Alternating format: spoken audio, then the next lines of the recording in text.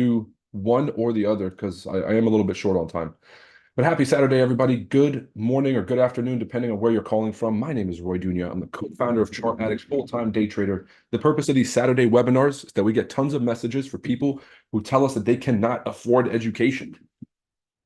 So I said, okay, fine, no problems and no excuses either. If you're that serious about your trading, you can't afford education, show up on Saturdays and get this information.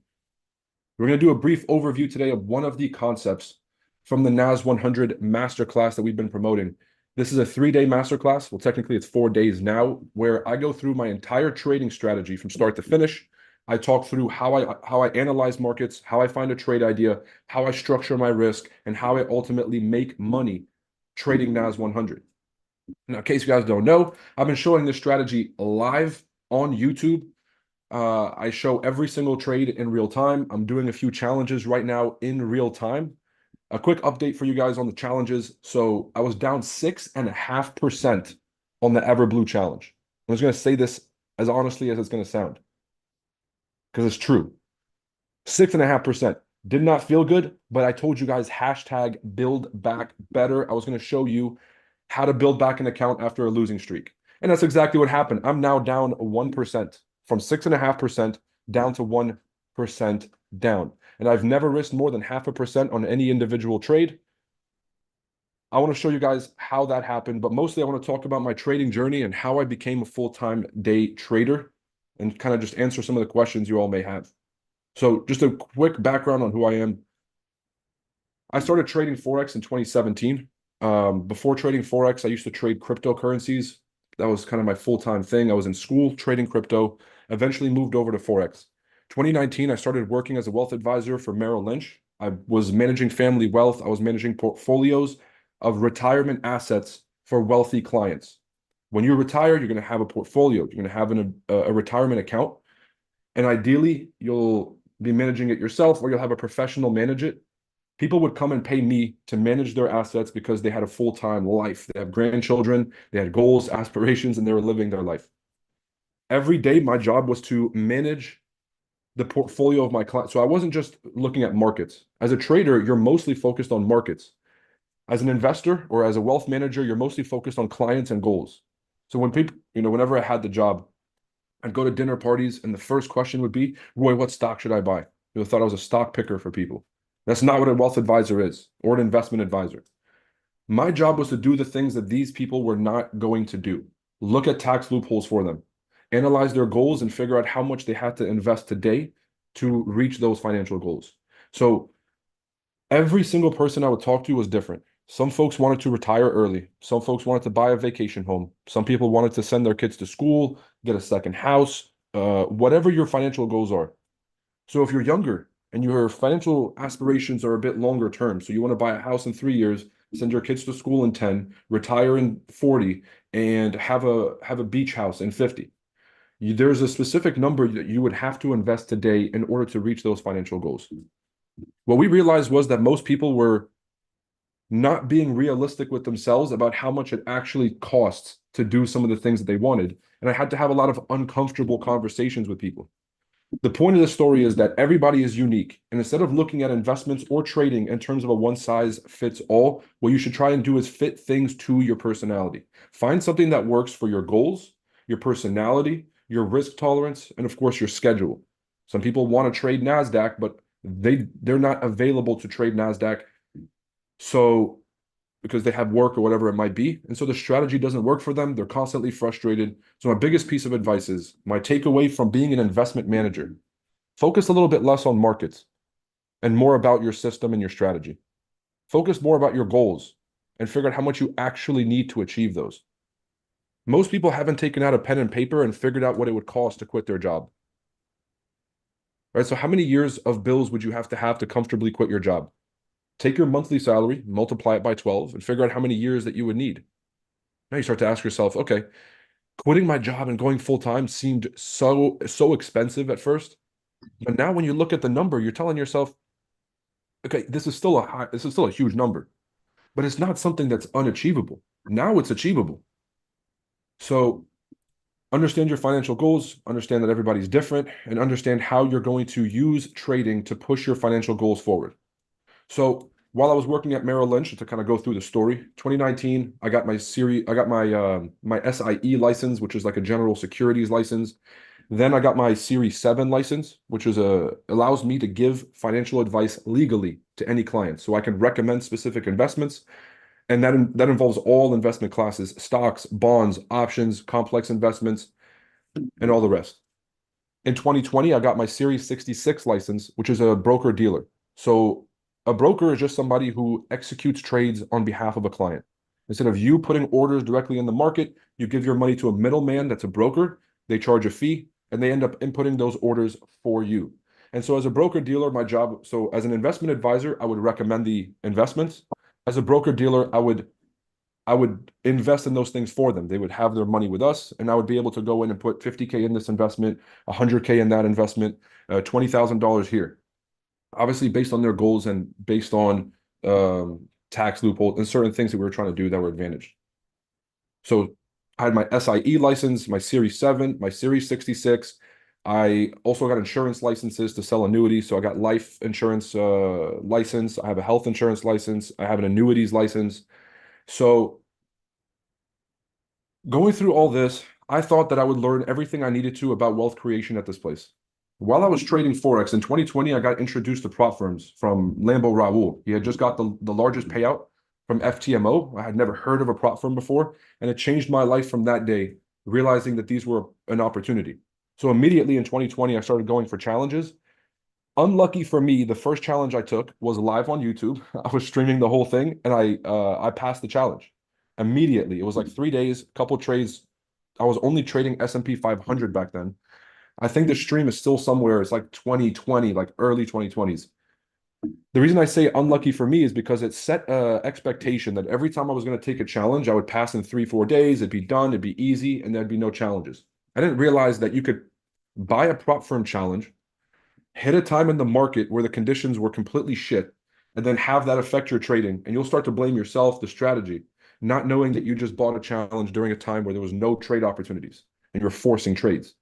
So long story short, started trading FTMO. In 2021, I was already profitable. I had already had 4 payouts from FTMO, and I was on track to being a successful trader. So that entire time, I was just investing in crypto, investing in crypto. Prior to 2020, I had been investing in cryptocurrencies. I had a lot of success. I had $100,000 or more floating in 2017 as a kid. I was in college and I thought I was going to be rich. I let it all crash back down. I had about 9,000 left in the account when all of the altcoins were traced. I took a break from crypto in 2018, and in 2019, I started to research more and realized that this is the best time to get in when no one cares. I was investing in 2019. Pandemic happened luckily in 2020. I don't say luckily, but there's a lot of horrible things that happened there. But in terms of cryptocurrency investing, the best thing that could have happened was the pandemic.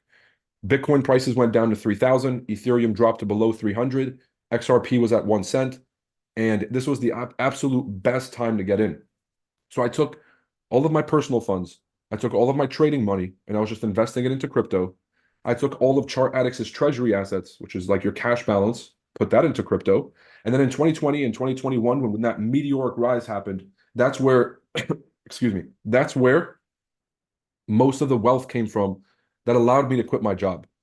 If I had just been saving up money from trading, I would have probably had to work there until probably 2023 to save up the amount of money to quit. So investing your money in places that will grow while you're working and while you're trading, that will grow behind your back and keep working for you, number one priority. Find things that will grow in your favor. Because if it wasn't for the crypto, I wouldn't have been able to leave in 2021. Now, the money from these investments was what allowed us to do the FX Summit, which, as you guys know, is an unbelievably expensive event. So the first FX Summit cost us a little bit over $500,000. And there was $150,000 of non-refundable deposits, meaning you put the deposit down. If the event fails or gets canceled, you do not get that money back. That was basically everything I had up until that point from trading and from investing. So I basically put it all into the conference. And I've been doing the same thing ever since. Right now, in 20, like, obviously crypto has seen a recent boom in the past 3 months. Bitcoin's at 40,000. But before that, when the market was dry and sitting at these low levels, I kept urging people to look at buying low.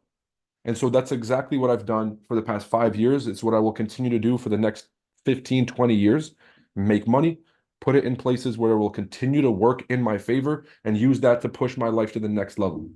Okay. So I quit my job in 2021, became a full-time day trader. And then here's the reality. The first 3 months that I was full-time, I had a losing streak. It was like 2.5 months. I quit my job. I thought I was going to be rich. I could already see myself with the Lamborghinis. I was starting to flex on social media. Full-time day trader. 2.5 months of a losing streak. Okay. The pressure of going full-time definitely played into it. The first 2 weeks were just a regular losing streak. And I think that I let that whole situation get to my head. I was on a losing streak. I started to tell myself, well, you can't be one of these traders that goes back to work. You can't be a full-time day trader and have to go back and get a job. The pressure. My parents. I hadn't told my parents I left the job because this was their pride and joy. Right, guys? I did not have good grades in school. Right. I was always skipping classes to go start some business.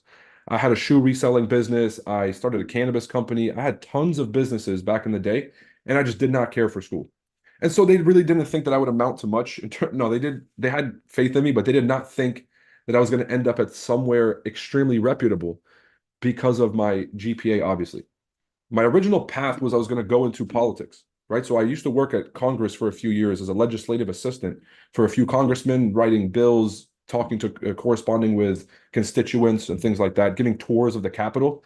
If you guys have ever been to DC, you got a tour of the Capitol, the private tours. Yeah, that was me. It was horrible. I love it though. I was supposed to go into politics. I realized the guys at the office are making 40 grand a year. That's not the life that I wanted at all. And so I decided to go into finance. First did accounting, realized accounting, I'd rather eat glass than do accounting. And then I got into finance, understanding how corporate balance sheets work and how to really navigate being an executive. Long story short, my parents having that Merrill Lynch job was like the fucking pinnacle, as the top of the food chain for them. Friends would come over for dinner. They'd tell them, "What does your son do?" "Oh, my son's in medical school." And they'd ask my parents, "What did your son do?" "Oh, my son works at," and they were proud of that. So there's the pressure of when I was losing. I was like, bro, I can't fucking tell my parents I quit my job and now I'm losing money. Like, but then I had a wake up moment. I did call a few of what I wouldn't consider them mentors. Now I would consider them mentors. But at the time, they were just contacts that I could stretch to reach out to. Some people are mentors, like they're expecting you to reach out. Some people are just a contact that you have, but you could reach out to them and they might answer you. And so I reached out to a few of those and they're like, bro, stop thinking about all this dumb shit. Stop thinking about the job and your life circumstance. Stop thinking about your family's opinion and the external validation, and just do your fucking job and trade. Every other thing that has nothing to do with trading was impacting my trading. And I was doing everything but focusing on my strategy, focusing on risk and focusing on my personality and all these things. So I had to leave the baggage at the door. I had to learn, how do I leave the baggage where it's supposed to be? So that when I trade, like right now I'm on the stream, I got 50 things that I got to go do. I got people calling me. I got fucking emails probably blowing up my phone. I have responsibilities. I have family. I have friends. I have a team. But I leave all of it at the door so I can handle a responsibility in the present moment. That's the most valuable skill set I learned in that period, where if you cannot detach yourself from your baggage and focus on what's right in front of you, you cannot be successful, especially in trading. And that's really what started my success journey, is understanding that the bad days will kill your trading. The bad days could crush your relationships, but you can't really have those bad days in that moment if you know how to detach from your baggage at the right time. So you're talking to your significant other and you have all this baggage, all this shit. Okay, your life is not going to magically get better because you forget about it. I understand. But when you leave the baggage at the door, you can have a real conversation with your significant other. When you leave the baggage at the door, you can have the ability to be in the present moment and to make the best decisions. There's quality over quantity when it comes to moving your life forward. You guys understand? And so in that moment, I realized, like, whenever I come trade for the live streams, I do the same thing. When I walk through the door, it's like a ceremony. The baggage, I take it all off. I leave it at the fucking door. It does not exist, which also should explain to you guys why I like streaming so much. It's a little fucking bubble. I'm being productive here, but I also don't have to answer my phones and my emails. Okay, so selfishly, I really love being on here. So find that thing for you. Find a way to shift your perspective to understand that you have all these things that you're tying to your trading. Your fear of failure, your fear of losing money again, your fear of this not working out, your fear of missing out on money while everybody else is making, your fear of leaving money on the table. All of these things are impacting your trading and you don't realize it. Okay. It's not the technical strategy, by the way. It's like, oh, I'm working on a trading mindset. Trading mindset is because you're allowing the expectations to play in. Trading mindset doesn't really matter when you have the ability to detach from your baggage for the present moment. Okay. Huge lesson. Put a one in the chat if you guys are awake. Got 30 people on here on YouTube, a lot less than I would like. For 50 people on here, but I do appreciate every single person that shows up on a weekend because we're getting to it. If I'm young, handsome, rich, successful, and I'm still here showing up on a fucking Saturday, what's your excuse? If you listen to this back as a recording and you're broke and you're missing these Saturday calls and you're broke, it's probably why you're broke. The fucking work ethic is horrible. People aren't poor, they just have poor work ethic. All right. Said facts that impact your trading. We can't detach from it, Melissa. Good morning. I'm having a hard time understanding the heart rate strategy. Robin, you were in the masterclass, weren't you? Friday backtest and Saturday stream too. Grinding hard, put a like. This doesn't really work, guys. I'm gonna just be completely honest with you. A lot of people see this as work because if you were to do this, it would feel like work because maybe you're not comfortable in front of a camera, as charismatic or whatever it might be. Guys, I'm not like everyone's like, oh, this is probably a lot of energy. Guys, this is my personality. I turn off this stream, I'm 10 times more intense. I have to tone it down for YouTube because people told me, like, Roy, you're wilding out and you kind of have to tone it down. I'm a lot crazier in person. Hope you guys understand this. Fucking off my rocker, right? This is not work for me. I'm out here. The only work for me on these streams is keeping it all in the box, keeping it kind of contained. People telling me don't curse too much. And I'm out here trying to watch my language. I got a filter on. That's the only work involved. How many experience do you have? Okay, bro. Please, intelligible questions only. If I feel like I have ADHD reading your question, I'll blame you, not me. All right? He said sauce on a Saturday, Big Sam at Kari in the house. Bro, when you coming back down to Miami, bro? The fucking everybody's out here in the cold in Nova. You guys gotta come down and make a trip to come see the boy. All right. I was in the master class. Robin, what we're gonna do is have a refresher call on December 21st. And that's going to be for everybody who took the NAS100 masterclass. And we're going to refresh everything to make sure that it's all locked down. Bring the best questions you have to that class, and I guarantee you I'll answer it in detail. The reason I don't want to go through it is that is one of those strategies that if I expose it, it's a big deal. You know what I'm saying? So there are some concepts that I can cover on these calls that even if you took the master class, you don't feel like I'm giving away the sauce. The heartbeat is we're getting pretty fucking close here. Michael said how to control emotions. Pay some fucking attention. How about that? Buddy, I'm on a fucking stream telling you how to manage your emotions. I just told you this whole drawn out story about I quit my job and almost got it back. And I fucking did this whole thing and I leave my baggage at the door. And you are out here asking me, how do I manage my emotions? Pay some fucking attention, buddy. That's my advice to you. I'm coming to Florida, Clearwater in January. Awesome. Good stuff. How do you set up those ranges when you trade? Bruv. All right. Hanko trade is down the drain. What's a good US broker? Guys, we went through this on yesterday's call. I think it was yesterday morning's call, and I went through broker by broker, went to their websites, and I figured out where these people are located. Do your research on these brokers. I'm sick and tired of dealing with children in this industry. If you don't have 2 minutes to go look up a website, to go and check the reviews for a broker or a prop firm, you should not be trading. You don't have the focus, you don't have the mental energy, you don't have the maturity. I'm really sick of dealing with children in this industry, people. If I was going to go put my money in a real estate fund or an investment fund today, it would take me about 5 minutes of fucking research to figure out if this is a scam or if it's legit. And if it's taking me that long to figure it out, probably a scam. Guys, I'm on these websites. They're registered in third world countries and islands you can't find on a map that doesn't even have a government. How the fuck is there regulation? How are you regulated in Madagascar? The fucking the lemur from the movie is out here fucking doing an audit on your trading. Who the fuck is watching these trades? It's all a giant scam. Just tell me it takes 3 seconds to say a good US broker. Do your fucking, I'm not your dad, bro. Do your fucking research. You're a trader. You're a fucking trader. It's like, oh, just do this work for me because I'm a lazy puss. Buddy, Go on our page, look up the videos, or just do 5 minutes of YouTube research.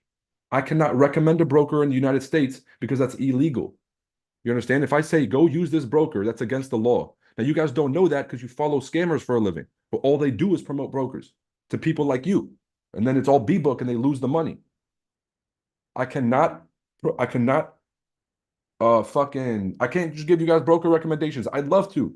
You guys know how much money I'm leaving on the table not playing this game, right? I have more credibility being an actual US licensed broker than anybody else. If I point my finger at a certain broker and I say use this, everybody will go there. You guys understand? Which is why I take that responsibility very seriously. And I'm leaving 6 figures a month on the table. Everyone's like, Roy, why don't you have the Lamborghinis and all this shit? It's like, bro, I could be out here scamming and doing all this shit, but I feel like I'm the last person to hold out. I feel like I'm the last person to have a standard to say I'm not going to involve myself in scam activities because guys, I'm still going to be here in 2 years, 3 years, 5 years. Your reputation follows you. These guys think that they can promote scams and still be around later. They got another fucking thing coming. If the industry don't take them down, somebody else will. So here's my thing, Moto Mari. If you don't have the wherewithal, the ability to go and do some research for yourself on which platform to use, you should not be trading. Or you should purchase a course that will explain these concepts to you. But asking for free advice on a brokerage platform on YouTube, what if I gave you the wrong information? You're not even paying me for this. What if I just told you a joint, I gave you a link to a broker that I use so I can make money on your trades, but the thing is not good for you? Why the fuck would you take that recommendation? I'm really, really trying to understand here. These brokers could run away with your money because they're registered offshore. They don't have to pay you. Like they do not have to pay you.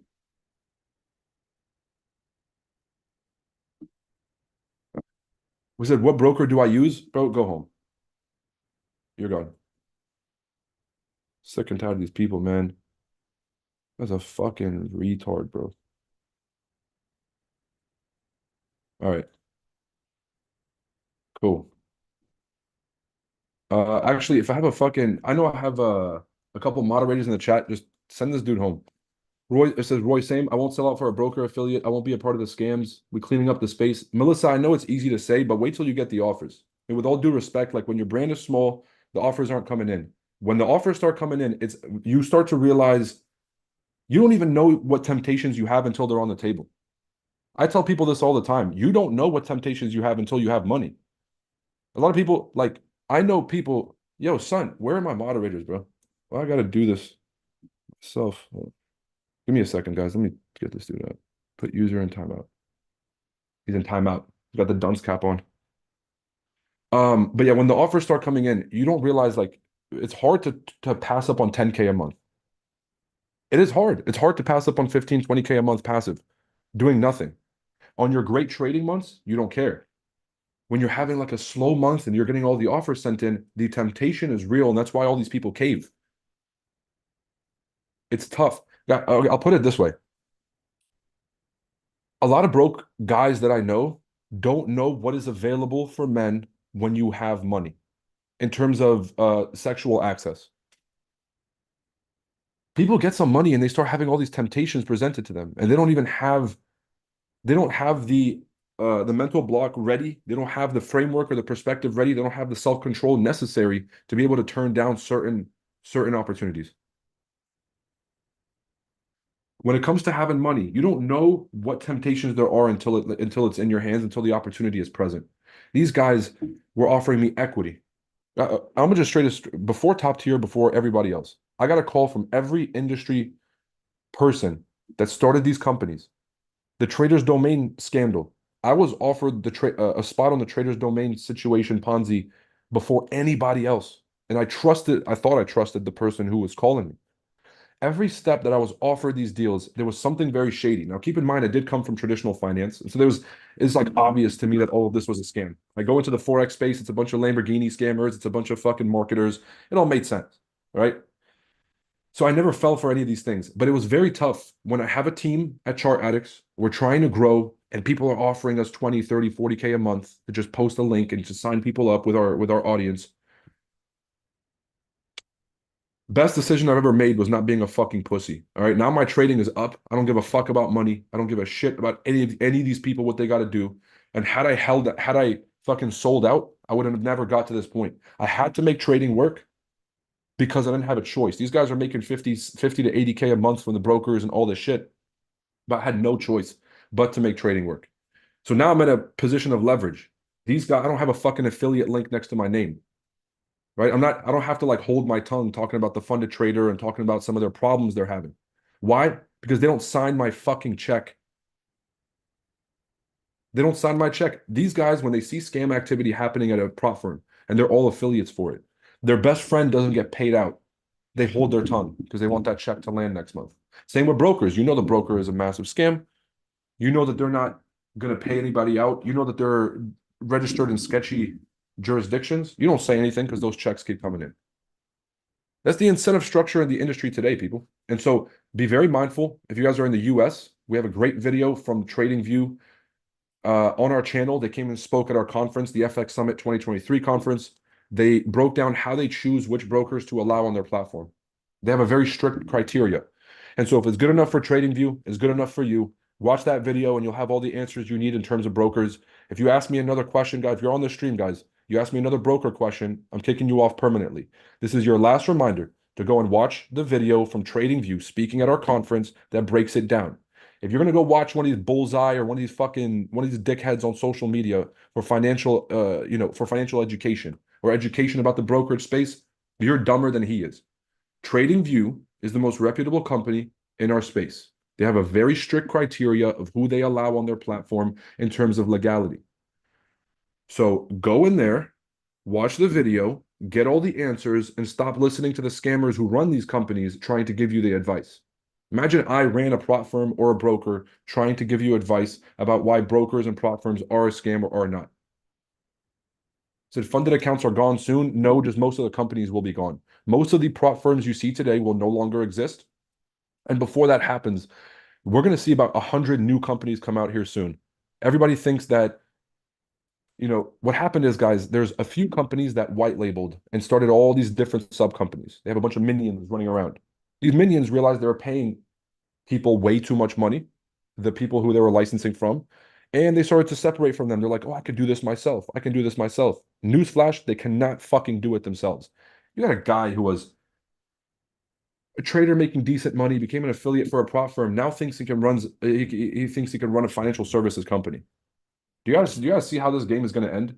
99% of these new prop firms coming out will fail, and so will the brokers because they're all getting kicked off because MetaQuote sees them as a scam. The industry is There will always be a broker to trade on, and there will always be a prop firm. But ladies and gentlemen, let me tell you right now, the game as we see it today will not exist if we need this thing to move forward. A lot of these guys have zero business running a professional financial services company, and I think that time will expose all of these people. These people will stop paying people out. It's the same chain of events will happen at each of these companies. First is going to be issues with the trading conditions, freezes, slippage, liquidity grabs that just don't make sense, gaps that aren't on other brokers. Just start to see a little bit of shadiness in the trading conditions. They're trying to manipulate conditions. They're self-dealing in order to hurt the winning traders on their platform. Then you'll start to see the denying of payouts, which is like your profits, you're trying to pull them out, they just can't. And then they're going to start to deny people access to remove their funds entirely. So if you're a broker, you just can't even take your money out, you can't even access it. And then you have all this shady stuff that's happening now, where they're like, hey, we just migrated everything over to TradeLogger. We just migrated everything over to Action Trader. Surprise. It's like, what do you mean fucking surprise? Give me my money. 3 weeks later, you're still fighting with them to get your money out. Um, I don't want to put you on the spot, but you know who I'm talking to on the stream. You know exactly who I'm talking to. Did you get your money out from Hugo's? You can message me privately in the chat if you want. Were you able to successfully get your money out of Hugo's? You know who I'm talking to. Yeah, that's the best answer, Roy. You have integrity, and that's what counts. Guys, it's real. Okay? You don't get brownie points if you're not capable. Actually, I don't agree with Andrew Tate on a lot of stuff, but he had like probably 2 or 3 takes that I think were absolutely brilliant. There's no virtue in not being capable. Okay. You're ugly as fuck. You have no game and you're out of shape. And you're like, well, I never cheat on my girl. With all due respect, that's not even an option for you. There's no there's no virtue in not even being able to do the thing. Be like, oh, I'm a pacifist, but I always turn the other cheek and I never fight anybody. With all due respect, a gust of wind would knock you over. So there's no virtue in being a pacifist if you can't even if you're not capable of violence. This is what's you know. I just texted you. Okay, I'll see it. So a lot of people think that they would never have an affiliate relationship because you guys are reading, the conversation with me and Melissa. A lot of people are like, well, I would never do that. Bro, I would never run a broker like this. I would never do anything like that. And then you actually get the opportunity. And that's where you're really tested. My thing is this is a powerful quote. If you know where you're going, you can anticipate the challenges and the hurdles that you're going to have to encounter when you get there. And it's your job, if you actually want to be successful, to tackle those issues before you get there. I'm getting ready mentally to turn down $1 million opportunities. I've turned down six-figure opportunities for the bigger picture, but now I'm mentally getting ready to turn down million and $10 million opportunities to focus on the big picture. Those opportunities have not presented themselves just yet, but I have to prepare myself. There might be a sponsor that wants to come in for the summit that we just don't agree with. They might offer us $500,000 or $1 million to sponsor or something insane. I have to be ready to stand up for my virtue and to tell them that this is not the direction we're going. We're not going to be partnering with them. That's fucking tough. It's easy to say when no one's offering you $1 million, people. When it's on the table, you'd be fucking surprised how quick people switch. Okay? So, capable, get more respect than incapable. It's like a monk. I used to go to monasteries. I'm Lebanese, so there's monasteries in Lebanon. I go up there. These guys they're not exposed to women, to temptation, to sin, to gluttony. They're not exposed to any of these things. So it's like, okay, they're very virtuous people. However, if you don't have to fight the temptation at all, how virtuous are you? I respect the person that's constantly around the degeneracy, but can keep themselves morally grounded to understand their standards. I got way more respect for that. Just kind of a side note for you guys. All right, Matt Shart's funded account is legit, right? Well, I don't know. I don't look. I'm not going to say it's legit. Don't put words in my mouth, Robin. What I'm doing is I'm trading it live in front of all of you so that we can, number one, see the trading conditions. Okay. Once I pass, then we're going to see if they give me the account. Once I give me the account, we're going to see if they pay me my first payout. If all of these things happen, it's going to be very hard for me to argue that this is not a legit company because we've done it live, we've seen it all the way through, and the proof is now there. So I could say, all right, guys, don't sit there and just like compound the account, right? Just trust the company so much that you're just going to keep your payouts in there. Take the payouts, but as long as they paid me out, clearly they're solvent, and so take advantage of the opportunity. Okay. While the faucet is on, drink. Everyone's got their fucking moral reservations about prop firms versus personal. All right. While you guys are out here pontificating about what's right and wrong, I'm going to be over here drinking from the fountain while the faucet is running. Are there any more unregulated brokers? I work for JP Morgan. I have to fly under the radar until I'm profitable enough to quit. Just got kicked from Hanko the other day. Brother, you work at JP Morgan and you're trading on Hanko. You ain't learn a fucking thing working over there. I'm going to tell you right now. Got the least profitable, the least reputable company, and the most reputable company side by side, and you can't tell what you should be doing. That sounds like a personal error of judgment. Take every payout while you can. Yes, you see the payout button available, smash it. Ladies, gents, great call. I got Art Basel activities down here in Miami. Tons of networking to do. I'm about to go get a haircut, go network with folks. Happy and safe trading. Keep in mind that the majority of trading is your mindset. If you're just getting loose on the weekends and you just don't have a sense of direction, clarity, you don't have a strong mindset, you don't carry that around with you, you're going to fucking suck next week. All right? I'm an animal today. I'll be an animal on Monday. I'm focused and sharp today. I'll be focused and sharp on Monday. I have a perspective and direction of my life, and I will have the same thing on Monday. So take some time today to figure out where the fuck you're headed in your life.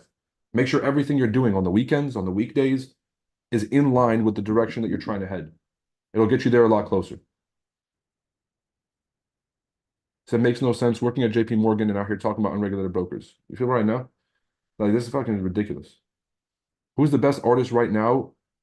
in Art Basel, I have no clue. I don't give a shit about these guys. This is like fucking third grade splatter paint.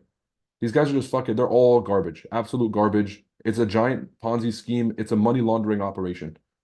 Fucking splatter paint on the thing. Okay, oh nice, 50 grand. Right? It's fucking money laundering at the highest order. But I'm there to just go support my boys, supercars and whatnot. The whole industry is out and about. Top tier is doing events.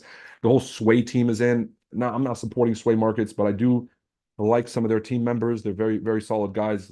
Um, but everybody's in town today. Literally everybody. The guys from RPF are in town. Jesus Christ, I got a long ass day ahead of me. QB Stu is in town. We better go shoot a vlog and whatnot. Y'all don't get it. I have to trade unregulated or I will get fired or fined or in jail. That's why I have to be unregulated. Virux, I'm gonna tell you right now, buddy. We all had to do the same thing for the disclosures and whatnot. You're out here on YouTube letting everybody know. Okay, I'm just letting you know this right now. So what I would tell you to do is just keep your trading to yourself until you get out of that situation. Okay. If you guys work at a professional financial company, they want full disclosure about all your assets. They want to know how much crypto you have. They want to know where you're putting your money and why, where it came from, the source of funds, AML, anti-money laundering. So it's tough working over there. But bro, you work at fucking JP Morgan. So, you know what I'm saying? Suck it up. Not the worst gig to have, and you'll make it work. And if you don't know how to find another broker, you found Henko Trade. If you're telling me the only reason you're on Henko is because someone recommended it to you, holy hell. Okay. That's why I told my mother they just throw paint on the paper and sell it for 1 million. I told my mom she can paint. But because it's all about clout. It's all about money laundering. Okay, just take this. This is definitely getting me canceled. It's the last thing I'm saying. Fucking Joe Biden's son, Hunter Biden, fucking massive crackhead, awesome. Sold paintings for like 500K, 700K. Fucking trash, splatter on the thing. That's money laundering. The Chinese bought a bunch of the paintings. Ukrainian oil companies bought the paintings. So you guys money laundering art. That's how it is. Okay, congratulations. You guys just got the inside scoop on how wealth is really done. Drop a like and a subscribe if you guys are watching this. And last but not least, enjoy this promo code. It's active until tomorrow for 50% off. NAS webinar early. NAS webinar early. 50% off your seats to the NAS100 Masterclass February 4th. We'll see you all there. Looking forward to having you guys there. Sunday Market Outlook tomorrow at 7 p.m. Eastern Time. Turn on your notifications. I'll see you there. Peace. Says, bro, do you have any other assets that you have money